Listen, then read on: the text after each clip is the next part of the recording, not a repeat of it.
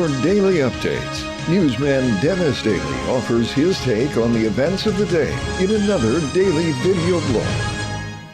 Hi, and thanks again, everybody.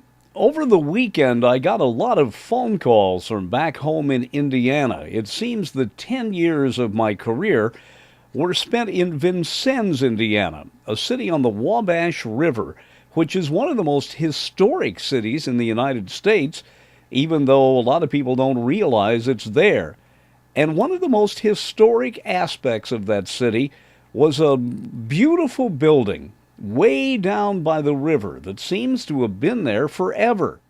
And it actually was there from the time of the Civil War, deteriorating over the years, and then over the weekend, a fire broke out in the building. Eventually, that building and one next door would have to be torn down. Fire departments responded from all over the area. As I say, I worked there 10 years and got to know a lot of people, including a city historian, Gus Stevens.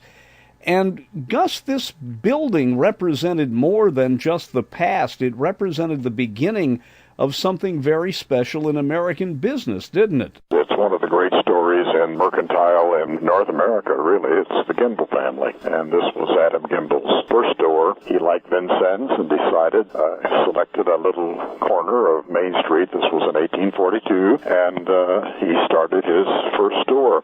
Gus, as one of the premier historians in Vincennes, and you and I have done several shows back there, one of them talking about the old Gimbel Corner, what did it feel like for you when you found out that the building had burned? Dennis, I'll tell you the truth. I went up this morning with a little camera, and I decided to take a look at it, and when I saw it, tears were in my eyes, because it is an incredibly historical building in a town that has many, many historical buildings and legends and et cetera, et cetera. But when I saw the Gimbel building go, I really was emotionally stressed out. And Gus, this building represented an all-American story. A guy who came from Europe, a self-made man, started with nothing. And that little store represented the beginning of a real concept in American merchandising. The program, the building, the merchandising continued, and where Gimbel became one of the major stores in southern Indiana. And then, as the story goes, they went to New York and Philadelphia and Los Angeles, and Gimbel's had a dynasty, a merchandising dynasty. And it all started right here on the banks of the Wabash.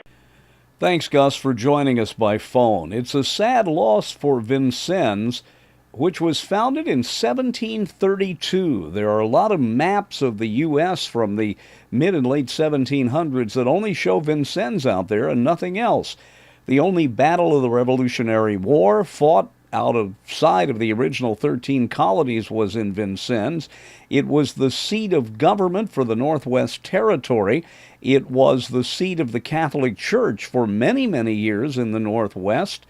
It just has a lot of things historical about the city of Vincennes.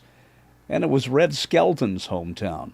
But now it's missing one of those vital links to the past, with the destruction by fire of the old Gimbel Corner.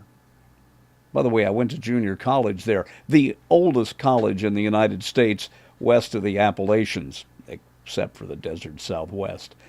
I'm Dennis Daily with your daily news update.